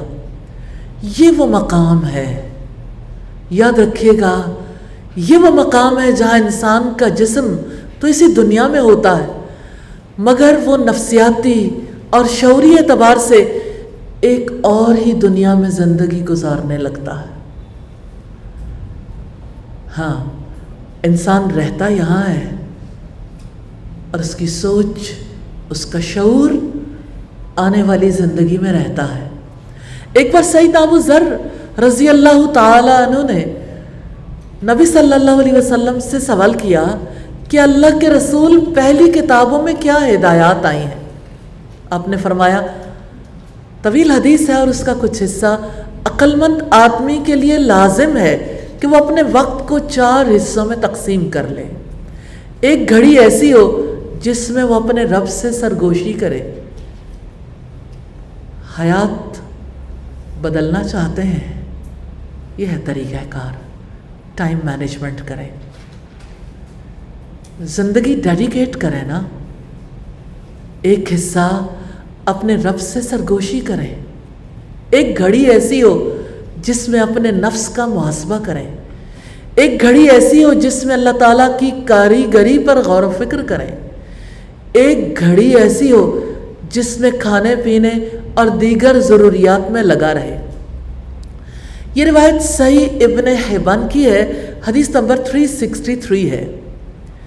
حقیقتاً اس جہان میں اللہ تعالیٰ کا وفادار بندہ وہ ہے جس کی زندگی اسی انداز میں گزرے کہ اس کی بے قراریاں اس سے رب سے اتنا قریب کر دیں کہ وہ رب سے سرگوشیاں کرنے لگے۔ کبھی وہ حساب کتاب کے دن رب کے سامنے کھڑے ہونے کے ڈر سے اپنا حساب کتاب کرنے لگے، کبھی کائنات میں اللہ تعالیٰ کی کاریگری کو دیکھ کر ایسے محو ہو کہ ہر طرف خالق کے جلوے نظر آنے لگے، کبھی وہ زندگی کے دوسرے امور میں مصروف ہو اور کبھی اپنے کھانے پینے کے لیے ضرورت کے مطابق وقت گزارنے لگے۔ محمد رسول اللہ صلی اللہ علیہ وسلم کی روح میں ہر وقت ایسے جوار بھاٹے اٹھتے رہتے تھے، کبھی اپنا احتساب، کبھی حساب کتاب، کبھی اللہ کی کاریگری پر غور، کبھی رب سے سرگوشیاں۔ ایمانی تجربات ہے نا، ایمان کا نتیجہ ہے۔ آپ صلی اللہ علیہ وسلم کی زندگی کی گھڑیاں انہی کیفیات میں گزر رہی تھیں۔ فالو محمد صلی اللہ علیہ وسلم۔ مشن اپنانا ہے تو اپنی زندگی میں یہ 4 کام لے کے آئیے۔ ٹائم مینجمنٹ کیجیے، اپنے رب سے دعا کریں، توفیق مانگیں، لیکن یہ تب ہوگا جب آپ ارادہ کریں گے انشاءاللہ۔ نبوت کے بعد آپ کے ساتھ کیا کچھ بیتا، آپ پر یہ حقیقت کھلی، دنیا کی حقیقت، کہ اس دنیا کے بعد آنے والی ایک اور دنیا ہے جو کامل ہے، ہمیشہ رہنے والی ہے اور انسان کا اصل گھر ہے۔ اس انکشاف کے بعد آپ زندگی کی بدلی ہوئی سطح پر آ گئے، آپ کو حقیقی جہان مل گیا تھا۔ ہمیں بھی زندگی ایسے بتانی ہے۔ آپ صلی اللہ علیہ وسلم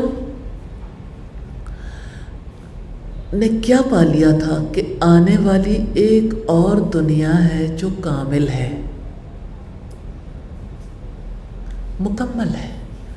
اس جہان میں کمال تلاش نہ کریں، اس جہان کے کمال کے لیے زندگی نہ بتائیں، ہاں آنے والی دنیا کے لیے منصوبہ بندی کریں، اس کے لیے اس زندگی میں محنت کریں۔ ہاں آنے والی دنیا امیدوں کا مرکز اور تمناؤں کا محور بن جائے، یہی آخرت رخی زندگی ہے، یہی مطلوب ہے۔ خدا رخی، آخرت رخی زندگی گزارنے والا کامیاب، خود رخی زندگی گزارنے والا ناکام ہے۔ جو کوئی اپنی پسند سے جینا چاہتا ہے وہ ذات کی دلدل میں دھستا ہی چلا جاتا ہے۔ جو ذات کی دلدل میں پھنس جاتا ہے اسے خواہشات گھیر لیتی ہیں، وہ درہم کا بندہ بن جاتا ہے، دینار کا بندہ بن جاتا ہے، رب کا بندہ کبھی نہیں بنتا۔ یاد رکھیے گا، دنیا آخرت کی تیاری کے لیے ابتدائی مرحلہ ہے۔ یہ سچ ہے، دنیا ہماری منزل نہیں ہے، آخرت کی تیاری کے لیے ابتدائی مرحلہ ہے۔ جس طرح ایک دنیا سے محبت کرنے والے دنیا کی محبت میں گرفتار شخص کی تمام سرگرمیاں دنیا کے گرد گھومتی ہیں، اسی طرح آخرت پر یقین رکھنے والے کی فکر اس سوچ کے گرد گھومتی ہے کہ آخرت میں اس کے ساتھ کیا بنے گا۔ زندگی کے ہر موقع پر، خوشیوں میں، غموں میں، تنقید میں، تعریف میں، محبت میں، نفرت کے موقع پر، کامیابی کے موقع پر، ناکامی میں، ہر حال میں آخرت کی فکر اس کی رہنمائی کرتی، حتیٰ کہ آخرت کی فکر اس کے شعور میں پیوست ہو جاتی ہے اور اس کا ذہن انہی کاموں میں چلتا ہے جو آخرت سے تعلق رکھتے ہوں۔ یوں جینے کی سطح بدل جاتی ہے۔ اب دیکھیے، آپ لوگوں میں سے جتنے لوگ مشنری زندگی گزارتے ہیں ان کے لیے دنیا میں نام پیدا کرنا، دنیا کا مال حاصل کرنا، دنیا کے پیچھے بھاگنا ناممکن ہو جاتا ہے۔ وہ وہی کام کر سکتے ہیں جو آخرت رخی ہوں، جس کا صلہ دنیا میں نہیں آخرت میں ملنے والا. اور محمد رسول اللہ صلی اللہ علیہ وسلم کے جینے کی سطح بدل گئی. ہمارے کرنے کا کام بھی تو یہی ہے، جینے کی سطح کو بدلنا ہے.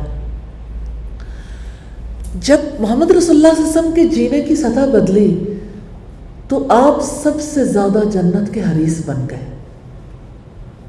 آپ اپنے جینے کی سطح بدلنا چاہتے ہیں تو آپ اپنی سوچ کو بدل ڈالیے، اپنے اصلی گھر میں جئیں. اس گھر کو خوبصورت بنانے کے لیے، اس جنت کے لیے جئیں. آپ صلی اللہ علیہ وسلم سب سے زیادہ جہنم سے ڈرنے والے بن گئے. اسی وجہ سے آپ اپنے رب سے کثرت سے استغفار کرتے تھے، اور کثرت سے دعائیں مانگنا، ذکر کرنا آپ کی زندگی کا معمول بن گیا تھا. کرنے والے کام یہی ہیں، لیکن یہ کام امپوز ڈسپلن کے تحت ہوں تو نیچرلی زیادہ عرصے تک جاری نہیں رہتے. تبدیلی وہی حقیقی ہے جو اندر سے ابھرے، جس کا سرچشمہ انسان کا قلب و ذہن ہو. نبی صلی اللہ علیہ وسلم کی حیات کو دیکھیے، کتنی مختلف زندگی ہے. جینے کی سطح کو دیکھیے. میں آپ کی سوچ اور آپ کے سوچنے کے انداز کو آپ کے سامنے رکھنا چاہتی ہوں. غزوہ بدر میں رمضان 2 ہجری ہے، یہی رمضان تھا. لوگ جنگی قیدی بن کر آئے، سب آپ کے دشمن تھے.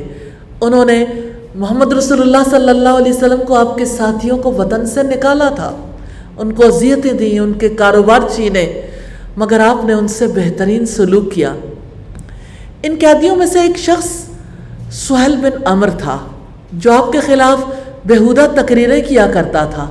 سیدنا عمر فاروق نے رائے دی اس کے سامنے والے 2 دانت اکھڑوا دیے جائیں تاکہ آئندہ کے لیے وہ آپ کے خلاف تقریریں نہ کر سکے. جانتے ہیں آپ نے یہ سن کر کیا فرمایا؟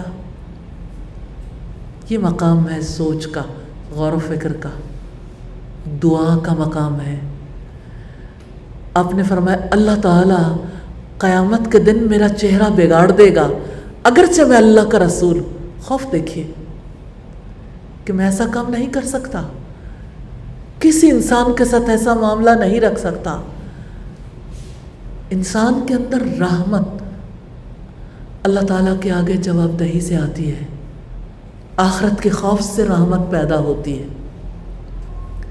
آپ نے فرمایا میں اس کا مسئلہ نہیں کروں گا ورنہ اللہ تعالیٰ میرا مسئلہ کر دے گا اگرچہ میں اللہ کا نبی ہوں.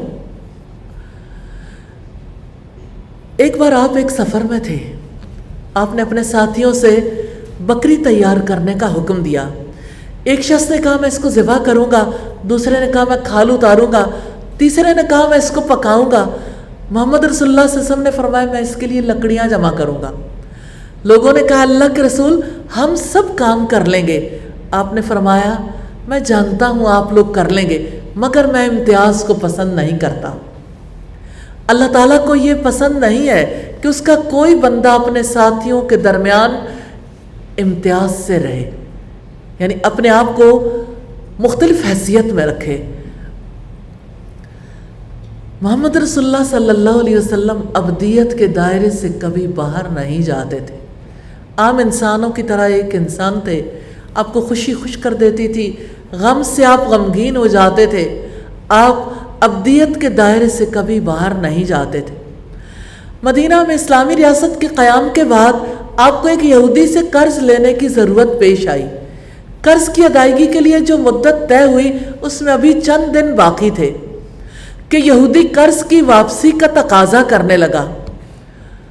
وہ آیا اور اس نے آپ کی چادر پکڑ لی اور اسے خوب زور سے کھینچا. چادر آپ کے کندھے سے اتر گئی. اس نے کرخت لہجے میں آپ سے کہا اے محمد میرا حق، میرا قرضہ واپس کر. اللہ کی قسم تم عبد المطلب کی اولاد حقوق کی ادائیگی اور قرض کی واپسی میں جان بوجھ کر تاخیر کرتے ہو. سیدنا عمر رضی اللہ تعالیٰ عنہ اس وقت آپ کے ساتھ تھے. یہودی کی بدتمیزی پر انہیں سخت غصہ آ گیا. انہوں نے اسے ڈانٹا، قریب تھا کہ مارنا شروع کر دیتے. آپ صلی اللہ علیہ وسلم مسکراتے رہے.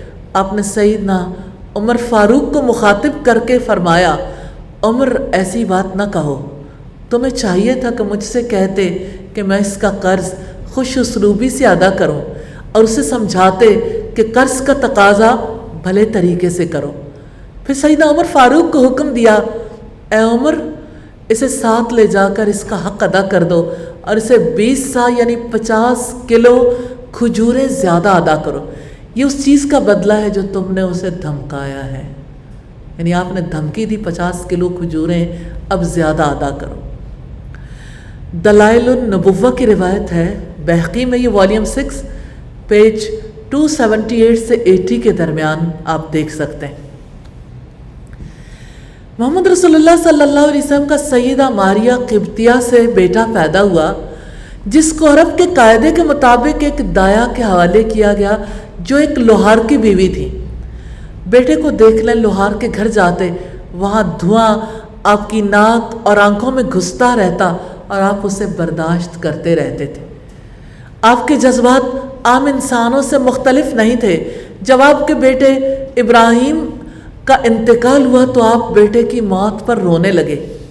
آپ غم زدہ تھے، مگر آپ کی زبان سے یہ الفاظ نکل رہے تھے، ان العین تدمع والقلب یحزن والقلب یحزن، بے شک آنکھیں اشک بار ہیں، دل غم زدہ ہے، ولا نقول الا ما یرضی ربنا، اور ہم صرف وہی بات کرتے ہیں جو ہمارے رب کو راضی کرنے والی ہو. وَإِنَّا بِفِرَاقِكَ يَا إِبْرَاهِيمُ لَمَحْزُونُونَ، اور اے ابراہیم تمہاری جدائی پر ہم یقیناً غمگین ہیں. بخاری کی روایت ہے 1303 نمبر پر.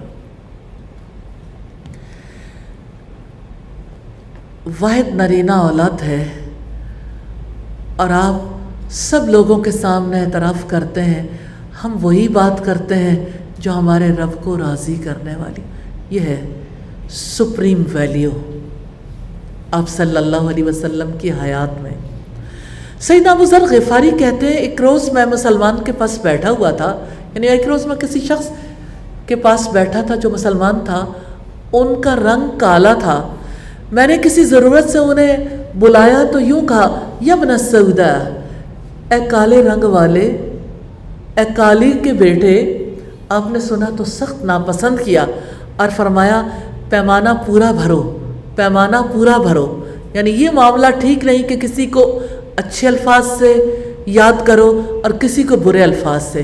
پھر آپ نے فرمایا، کسی گورے کو کسی کالے پر کوئی فضیلت نہیں. سیدنا ابو ذر غفاری کو اپنی غلطی کا احساس ہو گیا.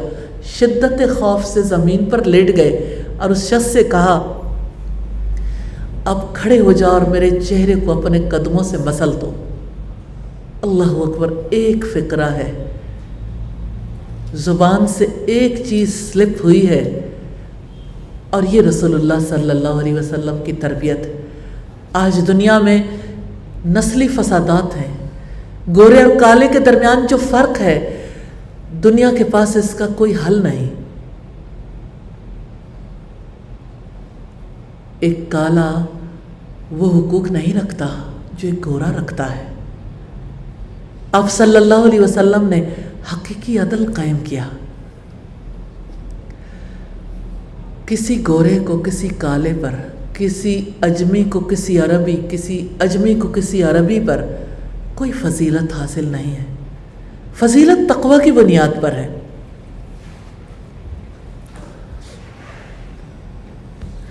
آپ صلی اللہ علیہ وسلم سے ایک اور روایت ملتی ہے سیدنا ابو ذر کے اسی طرز عمل کے بارے میں. آپ نے فرمایا تھا، اے ابو ذر، بے شک تم میں ابھی تک جاہلیت کا اثر باقی ہے. کتنے ہی لوگ ہیں جو زبان سے گالی نکالتے ہوئے اپنے آپ کو جاہل نہیں سمجھتے، اللہ کے آگے جواب دہ نہیں سمجھتے، اپنے آپ کو، اپنے اسلام کو خطرے میں بھی نہیں سمجھتے.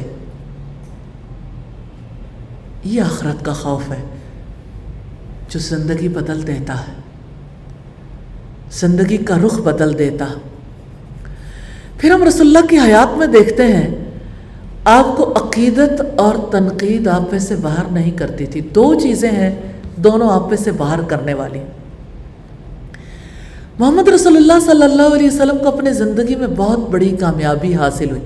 آپ عرب سے لے کر فلسطین تک کے علاقے کے حکمران بن گئے۔ آپ کی زبان قانون کا درجہ رکھتی تھی۔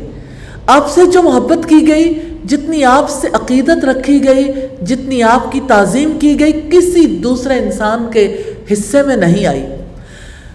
حدیبیہ کے موقع پر عروہ بن مسعود نے صحابہ کرام کی طرف سے رسول اللہ کے لیے عقیدت اور تعظیم دیکھی تو واپس جا کر قریش مکہ سے کہا، اللہ کی قسم میں بادشاہوں کے درباروں میں بھی وفد لے کر گیا ہوں، کیسر و کسریٰ اور نجاشی سب کے دربار میں، لیکن اللہ کی قسم میں نے کبھی نہیں دیکھا کہ کسی بادشاہ کے ساتھ ہی اس کی اس درجہ تعظیم کرتے ہوں جتنی محمد صلی اللہ علیہ وسلم کے اصحاب آپ کی تعظیم کرتے ہیں۔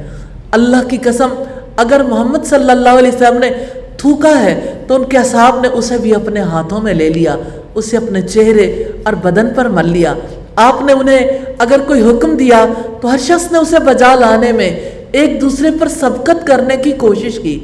آپ نے اگر وضو کیا تو ایسا معلوم ہوتا کہ آپ کے وضو پر لڑائی ہو جائے گی۔ آپ نے جب گفتگو شروع کی تو ہر طرف خاموشی چھا گئی۔ ان کے دلوں میں آپ کی تعظیم کا یہ عالم تھا کہ آپ کو نظر بھر کر دیکھ بھی نہیں سکتے۔ بخاری کی 2731 نمبر روایت ہے۔ یہ اس شخص کی گواہی ہے جو آپ صلی اللہ علیہ وسلم سے معاہدہ کرنے کے لیے رکے تھے۔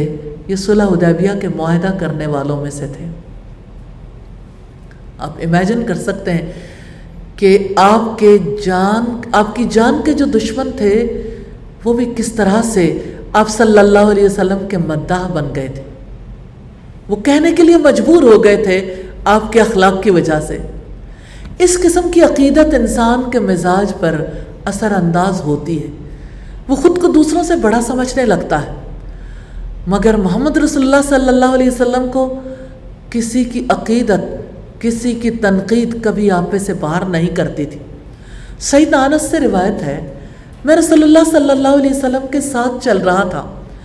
نبی کریم صلی اللہ علیہ وسلم کے جسم مبارک پر یمن کے نجران کی بنی ہوئی موٹے حاشیے کی ایک چادر تھی۔ اتنے میں ایک دیہاتی آ گیا، اس نے نبی کریم صلی اللہ علیہ وسلم کی چادر کو پکڑ کر اتنے زور سے کھینچا، میں نے دیکھا کہ محمد صلی اللہ علیہ وسلم کے کندھے پر زور سے کھینچنے کی وجہ سے نشان پڑ گیا تھا۔ اب دیکھتے ہیں گردن پر ایسا نشان بہت تکلیف دیتا ہے، سم ٹائمز ہلکی سی بلیڈنگ بھی ہو جاتی ہے۔ پھر اس نے کہا، اے محمد مجھے اس مال میں سے دیے جانے کا حکم دیجئے جو اللہ تعالیٰ کا مال آپ کے پاس ہے۔ نبی کریم صلی اللہ علیہ وسلم اس کی طرف متوجہ ہوئے، مسکرا دیے، آپ نے اسے مال دینے کا حکم دیا۔ اللہ اکبر، اللہم صلی علی محمد وبارک وسلم علیہ۔ یہ صحیح بخاری کی 5809 نمبر روایت ہے۔ آپ کے جینے کی سطح کیسے بدل گئی تھی؟ محمد رسول اللہ صلی اللہ علیہ وسلم پر اللہ تعالیٰ کی ہیبت طاری رہتی تھی۔ یہ ہے وہ مقام جس کے لیے ہم سب نے سٹرگل کرنی ہے۔ یہ کرنے والا کام، آپ صلی اللہ علیہ وسلم بندگی اور عاجزی کی تصویر بنے رہتے تھے، کم بولتے تھے، تنقید سے غصہ نہیں کرتے تھے، کھانا کھاتے تو ادب کے ساتھ بیٹھ کر اور فرماتے، آکلو کما یاکل العبد، میں کھانا کھاتا ہوں جیسے بندہ کھانا کھاتا ہے، وَأَجْلِسُ كَمَا يَجْلِسُ الْعَبْدُ، اور میں بیٹھتا ہوں جیسے بندہ بیٹھتا ہے، یعنی غلام۔ فَإِنَّمَا أَنَا عَبْدٌ، بے شک میں بندہ ہوں، میں غلام ہوں، اللہ کا غلام۔ سلسلہ حدیث صحیحہ میں یہ 544 نمبر پر ہے۔ سیدنا عبداللہ ابن عباس سے روایت ہے، ایک آدمی نے نبی کریم صلی اللہ علیہ وسلم سے کہا جو کچھ اللہ تعالیٰ چاہے اور آپ چاہیں. آپ نے اسے فرمایا کیا تو نے مجھے اللہ تعالیٰ کے ساتھ شریک کر دیا ہے؟ صرف وہ ہوتا ہے جو اللہ تعالیٰ وحدہ لا شریک لہ چاہتا ہے. مسند احمد کی روایت ہے 10 نمبر پر. محمد رسول اللہ صلی اللہ علیہ وسلم کی حیات کیسی تھی؟ آپ کی حیات کے چند پہلو آج ہم نے دیکھے. آپ کی حیات کے بہت سنہرے پہلو ہیں جس کو ہم آئندہ آنے والے دنوں میں دیکھیں گے. لیکن ایک وعدہ آپ کو کرنا ہوگا. جینا ہے تو محمد رسول اللہ صلی اللہ علیہ وسلم کی طرح جئیں. اسی کا حکم دیا جہانوں کے بادشاہ نے. لقد کان لکم فی رسول اللہ اسوۃ حسنہ. بلا شبہ یقیناً تمہارے لیے اللہ کے رسول صلی اللہ علیہ وسلم کی حیات میں بہترین نمونہ ہے. اور کیوں نہ جئیں. وَأَحْسَنَ مِنْكَ لَمْ تَرَ قَطُّ عَيْنِي وَأَجْمَلَ مِنْكَ لَمْ تَلِدِ النِّسَاءَ خُلِقْتَ مُبَرًّا مِنْ كُلِّ عَيْبٍ كَأَنَّكَ قَدْ خُلِقْتَ كَمَا تَشَاءُ. آپ سے زیادہ حسین میری آنکھ نے کبھی دیکھا ہی نہیں. آپ سے زیادہ خوبصورت عورتیں پیدا نہ کر سکیں. آپ کو ہر عیب سے پاک پیدا کیا گیا. گویا کہ آپ کی تخلیق آپ کی پسند اور آپ کی چاہت کے مطابق ہوئی. حقیقت یہ ہے کہ آپ صلی اللہ علیہ وسلم عیبوں سے پاک پیدا کیے گئے جیسے تمام انسان عیبوں سے پاک پیدا کیے جاتے ہیں. کیونکہ نبی صلی اللہ علیہ وسلم نے فرمایا ہر بچہ دین فطرت پر پیدا ہوتا ہے. یہ اس کے ماں باپ ہیں جو اسے یہودی، عیسائی یا مجوسی بنا دیتے ہیں. لیکن جو محنت محمد رسول اللہ صلی اللہ علیہ وسلم نے کی عیبوں سے پاک زندگی کے لیے، اس محنت کی طرف دیکھنا ہے اور وہی محنت اپنی حیات میں کرنی ہے. یا اللہ توفیق عطا فرما دے. وآخر دعوانا ان الحمد للہ رب العالمین.